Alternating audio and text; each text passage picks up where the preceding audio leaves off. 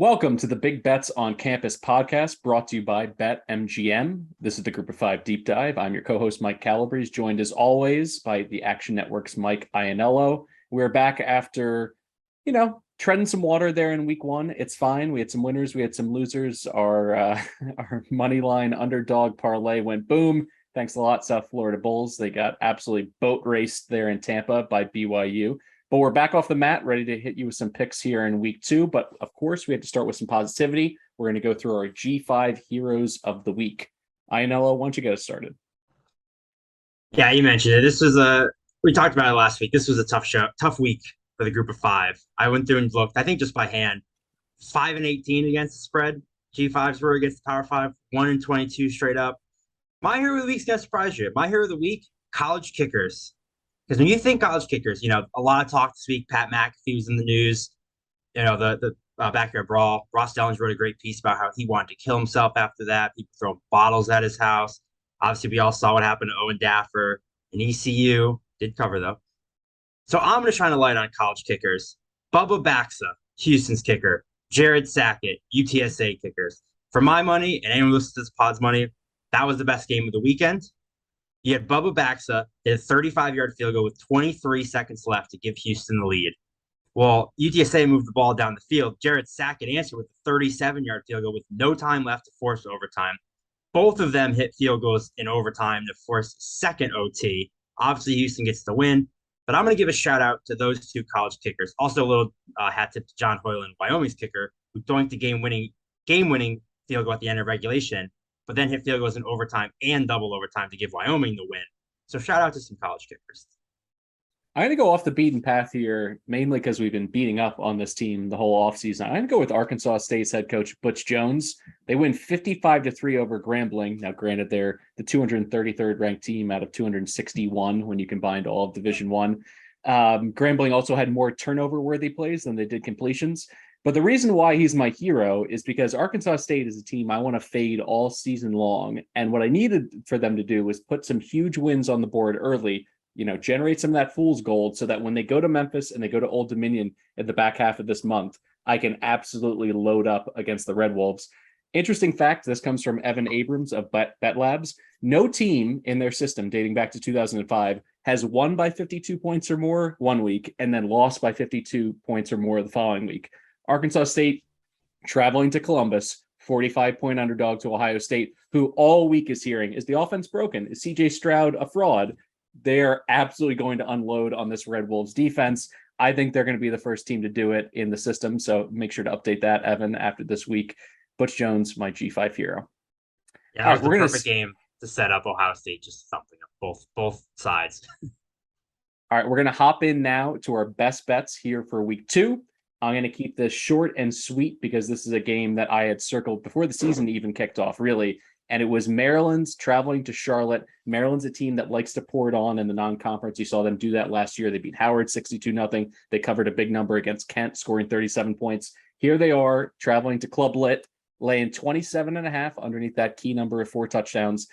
Man, the 49ers are an absolute free fall right now. They played FAU and William and Mary. They lost by 30 and they lost by 17. They gave up 84 points in those two games. That means that their total defense is ranked 119th in the country, giving up just over 520 per game through the air, on the ground, tallied up. Just on the ground alone, 260 yards per game allowed, 121st. And this is a Charlotte team that really has not been able to stop anybody dating back to last season. They've allowed 38 points or more in 7 of their last 8 games dating back to 2021. The only team in that window was them holding Rice, I think, to 21 or 24 points. Chris Reynolds is banged up, which means that we could get James Foster again. Not a good look for the 49ers. They both have actually been pretty shaky early on in the season. I know that Chris Reynolds has played in like 55 college football games, but with his upper body injury, we'll go with the hockey reporting on that one. Whatever it is, he's just not the same guy. Meanwhile, Maryland's totally loaded on offense. They put it together with a quality run game as well. Defensively, they were all over Buffalo. They had 4 sacks, 7 tackles for loss. They only gave up 1 play of 20 yards or more, and that's really kind of the key in a spot like this, laying a huge number. I don't want to see those explosive plays for Charlotte to be able to hang around, maybe get a backdoor cover. And finally, this is just a player that I've been high on, Talia Tagovailoa. this is his season to try to prove that he's, third, fourth round NFL draft pick. He's got to really run it up in these games. He didn't have a touchdown in the opener. I think he rectifies that here. Demas, Jarrett, Copeland, Corey Dykes at tight ends. He's got just a treasure trove of skill position players. I think he's going to distribute the ball. I think they're going to score close to 50 in this one. I like them laying the big number against the 49ers. Any reason for hope at Club Lit, or are you officially out, closing the red velvet rope behind you? I don't want to close it, but their defense is so bad. And to your point, I'm not high on Talia. I don't think he's good at all. And the reason I don't think he's good is because this is what he does: is he runs it up and pads his stats against bad teams. And then any team with any sort of semblance of a defense, he's terrible against. Well, I don't think he has to worry about that. So I think this is, like you mentioned, this is the run it up game. People start talking about Talia, and then he plays Penn State and Iowa, and he gets shelled. But this is the game he runs it up. I agree with you. I like the turtle pun there, getting shelled. All right, how about you for your best week 2 pick? Yeah, for my best bet, I actually didn't have a great week last week. You kind of saved us, but I just noticed this wasn't intentional. I'm basically doubling down on all my bets from last week in one way or the other. I'm going back to I'm going back to Georgia State. They didn't cover last week, but I'm taking Georgia State +7 against North Carolina. This is a combination of me overreacting to week 1 and also making sure I don't overreact to week 1. So for the overreaction, North Carolina has the worst defense in the history of college football. I mean, they are horrific. They allowed 649 total yards to App State, who's not exactly the most prolific offense. 40 points in the fourth quarter. Chase Bryce, who we don't think is very good, threw for 361 yards, 6 touchdowns. Obviously, he needed about 3 more yards for the win. They rushed for 288 yards, 3 touchdowns. They averaged 6.7 yards per carry. 12 different players caught a pass, 6 different caught a touchdown. And this is an App State team that lost all of their receivers from last year. On the flip side, I'm not overreacting to Georgia State's loss. Yes, South Carolina won 35-14. Georgia State couldn't even cover 2 touchdowns. But they were leading this game in the third quarter. I was watching this game. South Carolina blocked 2 punts for touchdowns in the last quarter and a half. Georgia State outgained them. They were the better team. They picked off Rattler twice. They rushed for 200 yards. They averaged 5 yards per carry. They broke off 2 40-plus yarders against an SEC defense. And yes, Darren Granger really struggled to pass the ball in this game. I do expect him to be better. I expect him to be better than he was this week. This team was 8th in the country last year against in running the ball, and they bring back everyone. So they are going to run the ball all over this North Carolina defense that was pushed around by Florida A&M. UNC escaped a dogfight on the road against the Sun Belt team. And now you're going to give me 7 points with another one? I'm taking Georgia State. I don't think UNC can pull off that magic twice. So give me the 7 points. I took it at like 8.5, 9 when it first came out. It's already down to 7. I still like it at anything 7 or above. Is Stuck and Colin Wilson also got into that Georgia State South Carolina game. That's one of those that don't just look at the score. You got to dig through the box score. You got to look at total yardage, the expected win percentage, all of those kind of things. I agree. Georgia State played better than the score would indicate. And you're absolutely right about this North Carolina defense. It's non-existent. And Josh Downs may not play on the perimeter for North Carolina. He's one of their matchup nightmares. So a lot to like from a personnel standpoint, and kind of the X's and O's being what they are. There's nothing that North Carolina can do. Transfer portal is now shut. They can't bring in dudes in the front 7 to try to slow down this running attack. So I'm with you there. I think I'm going to pair that up with my best bet into a little parlay of my own. All right, let's hop in to one of our favorite portions of the G5 podcast. That would be our G5 High Five round robin. And this week you're doing the heavy lifting. You have 3 of the 5 picks, so get us started. I was looking at something else. All right, for my first play of the High Five, I'm putting the bias hat on. I don't usually do this. I never play them. I never play against them. I just avoid them like the plague. But give me the Nittany Lions. I'll lay the big number with Penn State, -25.5. Look, we're not getting into this here, but say what you will about Sean Clifford. He threw for 382 yards and 4 touchdowns last week, added another score on the ground against Purdue. He was doing it hurt. He was battling cramps. Yeah, he had a bad pick, but I thought he looked fine. Penn State had 5 drops in the game. That's something that you don't expect to continue throughout the season.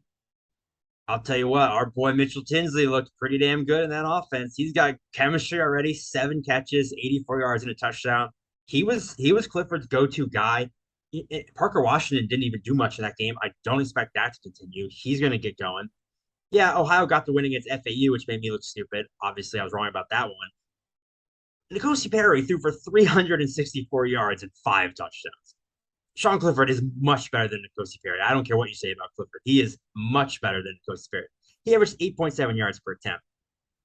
And Ohio was able to throw the ball all over FAU, but good luck doing that against this Penn State defense because Joey Porter Jr. is an absolute dog. He's going to be a first round pick. He forced 6 incompletions last week, tied for the most in a game for a cornerback since 2014. Him and Jair Brown both dropped interceptions that probably would have been 6 the other way. So even like as Penn State obviously won the game, they left a lot on that field. That game could have been more of a blowout in Penn State's favor. This is Penn State's home opener. Again, say what you want about James Franklin. Since he took over as coach, Penn State is 6-2 against the spread against MAC teams at home. He's not afraid to run it up. He's not afraid to flex for that, Happy Valley crowd. They've covered 4 straight at home against MAC teams, outscoring them 204-36 with an average margin victory of 42. So when they play these MAC, 44-13 against Ball State, 45-13 over Buffalo, 63-10 over Kent State, 52-0 over Akron. They run it up. They're going to run it up against Ohio. I'll lay the 25.5. I would play this to 28. I think they win probably by 35. I'm glad that you didn't advocate for a first half play here because I do think from a game planning standpoint, Penn State may try to establish the run. There was a lot of buzz in fall camp between Lee and Singleton that they could really get it going on the grounds, and that didn't necessarily materialize against Purdue. So I do think maybe they have some more plotting drives in the first quarter against Ohio. But in terms of your full breakdown of the game, I agree. I was not high on Ohio to start the season. I'll also add, you saw it with Clemson. They're up 28 and bring in Drew Aller and let him start chucking the rock. That might be better. Like this isn't okay. We'll bring in the backup. If they bring in Aller, they're gonna let him throw. So that might not even be a bad thing if obviously a lot of people are high on him. Of course, this is a G5 podcast, so we're not going to only pile on the MAC teams. I'm going to go ahead and back a MAC team here. Central Michigan, laying 5 against South Alabama. They just went into Stillwater and scored 44 points, and that was without a superhuman performance from Lou Nichols III. He only had 72 rushing yards. Daniel Richardson, the Raymond Felton of college football, as you like to call him, 424 yards through the air, 4 TDs, a 90.5 QBR on the road against Oklahoma State team that by some power rankings, they have them 10th in the entire country. A really impressive performance. And for me, I wanted to see what they could do beyond Lou Nichols. And what they did was they took the Ball State transfer, Jalen McGough, and he comes in. He's a huge target. I think he's 6'4". He goes nuts in that game. 6 receptions, 126 yards, 2 TDs. That gives them all kinds of advantages in the passing game because now you can't just double Dallas Dixon, who coming into the season was really their only established playmaker at wide receiver. Meanwhile, South Alabama, they crushed Nichols, but Sagarin has them rated 172nd nationally. So when you stack that up against potentially a top 10 Oklahoma State team, those outcomes are not even close to an apples to apples scenario. And additionally, South Alabama, even though they were feisty last year, they were feisty at home. They were a bad road team last year. They went 1-5 straight up on the road, losing their last 5, including bad road losses as big favorites to Texas State and Louisiana Monroe. I just don't see it in this spot. I understand that they were a very good pass defense last year, but they're only 61st in defensive returning production. I think Central Michigan is going to be able to score in the high 30s, maybe 40s in this game. That's how hot they're rolling right out of the gate. So I'm going to go ahead and go chips here and give a little love to the MAC. What do you think about that? I'm going to back another MAC school, another directional Michigan school. I'm going to take Eastern Michigan. This is a team we were high on early in the year. I think, did we both play their over, I believe? But they're getting 11 at Louisiana, another team I wasn't very high on. It's hard to know what to take from their first week games for both these teams. Eastern Michigan won 42-34 against Eastern Kentucky. Taylor Powell, I thought did look good. Veteran, he was 21-30, 271 yards, 3 touchdowns.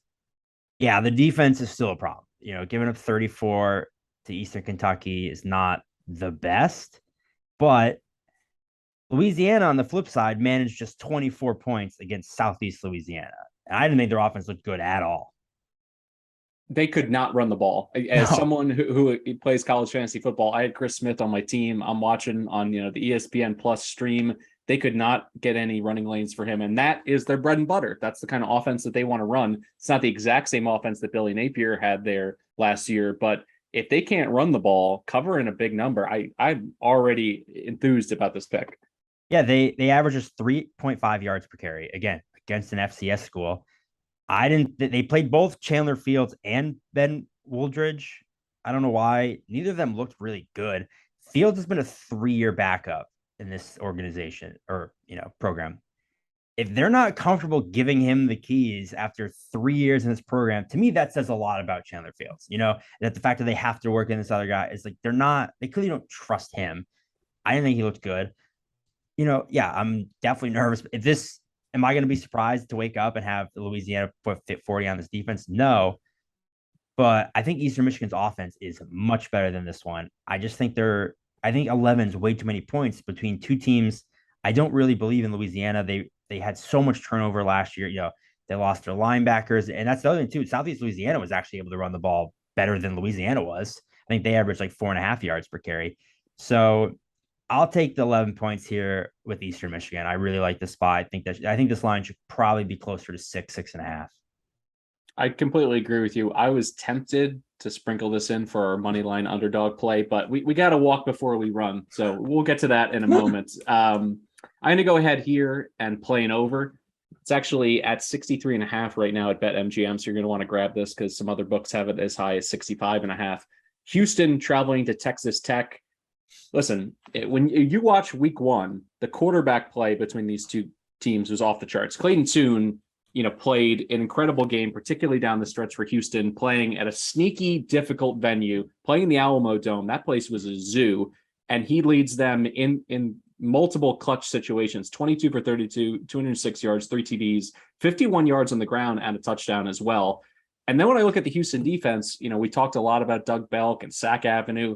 They got torched by UTSA. Frank Harris goes, for 337 yards through the air, 3 TDs, adds another 63 on the ground and a touchdown. So it's clear that they can be got, through the air. This is really, you had to nitpick a little bit looking at their roster, season over season and saying, they lose Marcus Jones. They lost some talent in that secondary, but of course they'll just be able to replace it. Apparently not.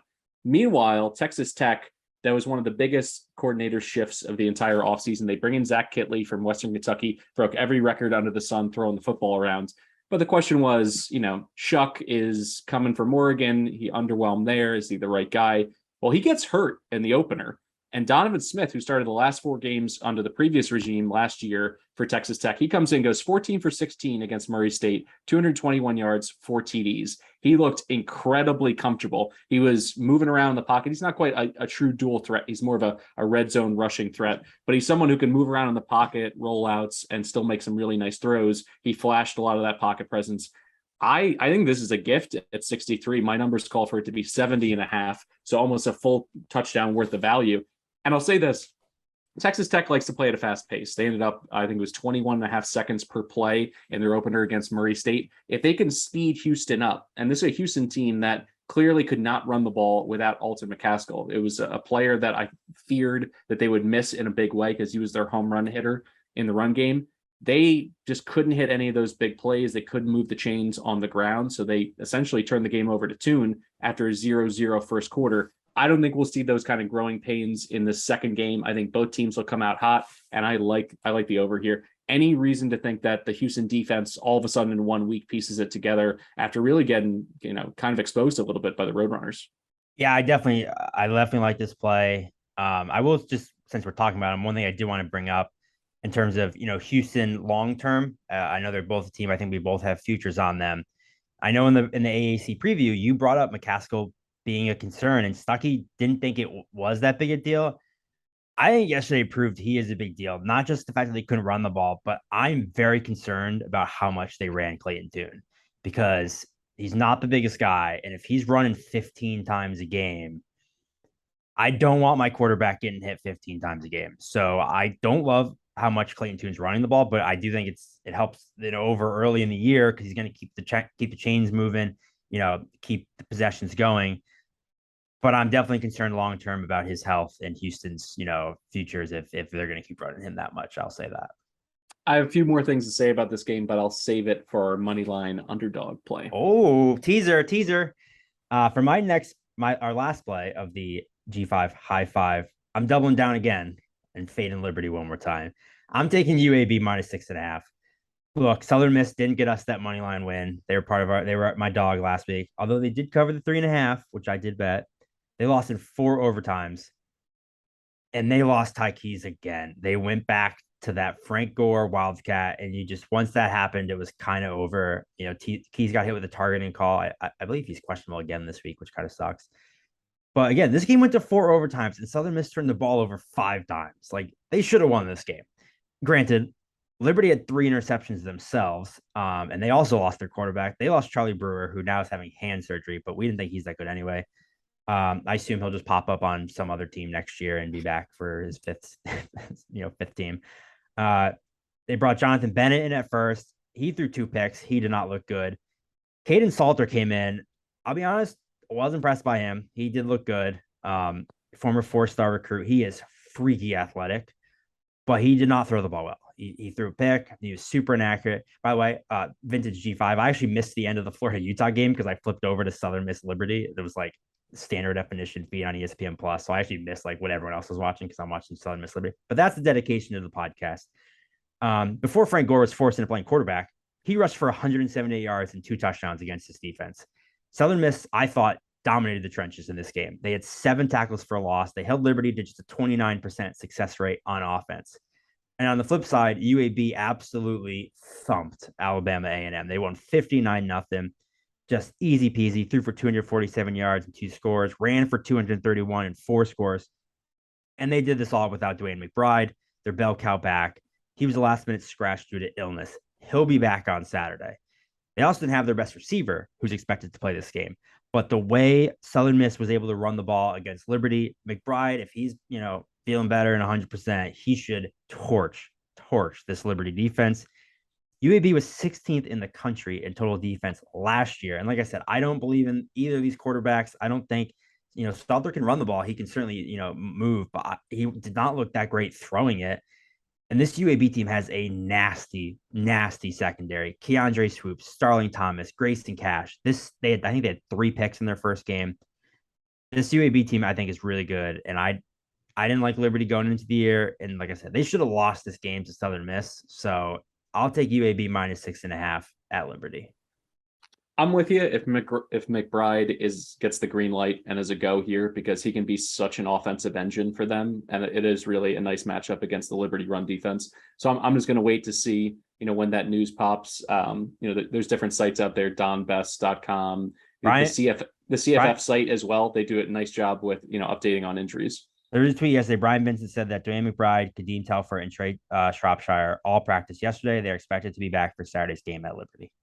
Fantastic. So just look for, the UAB depth chart drop, go ahead and search that on Twitter.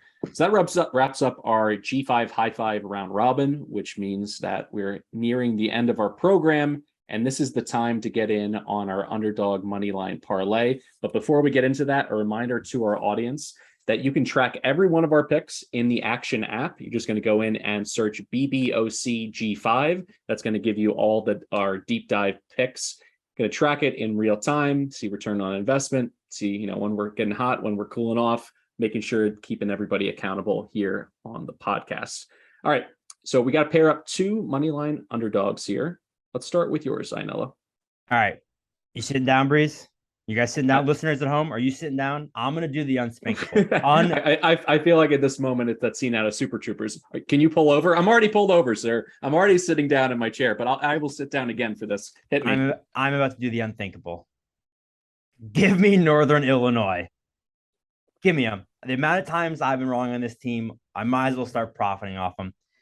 They beat Eastern Illinois, the Fighting Tony Romos, 34-27. In a game that, yes, they were outgained, because of course they did. That's what NIU does. They get outgained by 100 yards and win. That's just who they are. And then this Tulsa team, lost to Wyoming in double overtime. And yeah, they outgained the Cowboys by 120, and they gave a fumble return and a blocked punt TD. So it's easy to look at it and be like, okay, Tulsa should have won. Northern Illinois should have lost. That's what both these teams do. Like Northern Illinois gets outgained by 200 yards and wins. So I just need them to win. The Huskies scored a rushing touchdown with 3 different backs. Harrison Whaley, who we loved, averaged 6 yards per carry. Northern Illinois returns a ton of production. They have a ton of depth on defense. Tulsa is super inexperienced. They're super thin on the offensive line. We talked about how much the loss of Gillespie was going to affect this team. They gave up 40 points and 400 yards to a Wyoming team that we both stink. So I think Northern Illinois should be able to create a ton of havoc on defense, which is kind of the only thing they're really good at. And they're going to force Davis Brin into mistakes, which is what he does more than any. He had the most interceptions in college football last year. So yeah, it's not necessarily a game you want to take on the spread because on paper, if you look at the box scores from last week, maybe this is a spot Tulsa should win. But we've been on the wrong side of so many fluky games where Northern Illinois wins. They have no business winning. So I'm going to start profiting off of it. Give me the Huskies plus 180. Tulsa's going to outgain them by 160 yards. Brin's going to throw 2 picks, and Northern Illinois is going to win by 3. Lock it up. I think that game flow is pretty realistic. I mean, essentially control the game on the grounds, and then I would just say triple cover Keelan Stokes. You cannot let Keelan Stokes get double-digit receptions as he did last week. He is their main man through the air. So you can game plan to try to take him off the field. I think they get it done. I like that. So I'm going to go a little more conservative with my play. I teed it up before. Houston plus 125, traveling to Lubbock. Dana Holgerson, since he showed up in Houston, he's 5-3 against the spread as a road underdog, and he's won 3 of those games outright. A lot of experience, obviously, dating back to his West Virginia days. But really, for me, this is a situation to fade Tim DeRuyter. And honestly, I think, the media, fans in general, some view him as a great hire. Other ones, like Colin Wilson here from the Action Network, likes to point out that he has a lot of bend but don't break defenses on his resume. And when you look at what he's done in year 1 as a defensive coordinator, let's look at his last 2 stops. He goes to Cal in year 1 in Berkeley, 113th against the pass. Last season, he's up in Eugene with a lot of good athletes and certainly, a team that you would expect to be better against the pass, 89th. So this is a Texas Tech defense that's a total renovation job. They were 119th last year against the pass. How did they do in week 1 against Murray State? Well, they gave up 5 passing plays of 20 yards or more, including 2 over 50. And this was one of the worst FCS passing teams in the entire country last year. So the fact that they still haven't been able to shore up that side of the ball, particularly in the secondary, to me is concerning against Clayton Tune, who is red hot, Tank Dell, Matthew Golden, one of the highest rated recruits in AAC history, coming in playing for them as a freshman. I think that he's going to light up this secondary. It's going to be a high-scoring game. Give me the Cougs. I actually think this should be a pick. So the fact that you're getting plus money on this at all, I think is a gift. And once again, plus 125 at BetMGM. We talk about how it's such bullshit. It makes me so angry that Houston enters the season ranked 24th in the country. They go out there and beat the Conference USA champs on the road, and they drop a spot in the AP poll. What an absolute joke those voters are. Brett McMurphy, you better have Houston. You better have raised Houston in yours, sir. I'm going to have a word with you, sir, because that's a joke. They go out and beat the Conference USA champs on the road, and they fall in the poll. That's crap. Yeah, G5 on G5, wins apparently don't move the needle. Maybe this old Southwest Conference rivalry will get the juices flowing for those AP voters. I think Houston wins this by 10. I think Clayton Tune, actually, if he could put up a huge game, I think he starts to enter that fringe of the Heisman conversation because he's somebody who they need him to not only do it through the air, but also on the ground. Throw in a 4-touchdown performance against a Power 5 defense. I think crazier things have happened. So that is all of our picks in a nutshell. I will point out that if you put together our play of Northern Illinois and Houston, that pays plus 530 over at BetMGM for the parlay. So you want to make sure you get that together. And then for our G5 high 5 round robin, feel free to play that however you like, tack some of the plays on, create some parlays of your own. We like to have that kind of be a grab bag for you. But I'm going to go ahead and run through all of our picks just so it's nice and tidy all in one spot. For our best bets, I like Maryland laying 27.5 at Charlotte. Ionello is on Georgia State plus 7.5 against North Carolina. For our G5 high five, I'll run through this quickly. Central Michigan laying 5, over 63.5 between Houston and Texas Tech. Penn State laying 25.5 against Ohio. Eastern Michigan catching 11.5 at Louisiana. And UAB laying just south of a touchdown, 6.5 against Liberty. And then for our underdog moneyline parlay, Houston plus 125 and Northern Illinois plus 180. I know, any final thoughts here on a week that, we talked offline about this. It was a difficult slate to go in and mine some of those G5 games. A lot of those potential blowouts, huge numbers being laid as these teams collect their paychecks. Yeah, like I said, I hope it goes better. 5-18 against the spread against Power Fives last week. 1-22 straight up. That one, by the way, Old Dominion, don't turn your back on the Wolfpack. Shout out Ricky Ronnie and the boys. A reminder, you can tune in later this week as Stuck and Colin Wilson go through their entire week 2 slate, and then Big Bets on Campus Live on Saturday, which is an exciting way to start your college football Saturday with Stuckey, with Colin Wilson, with Brett McMurphy. Always some guests in there as well, so make sure not to miss that. For Mike Ionello, I'm Mike Calabrese. This has been the Big Bets on Campus podcast brought to you by BetMGM, and this was our Group of 5 Deep Dive.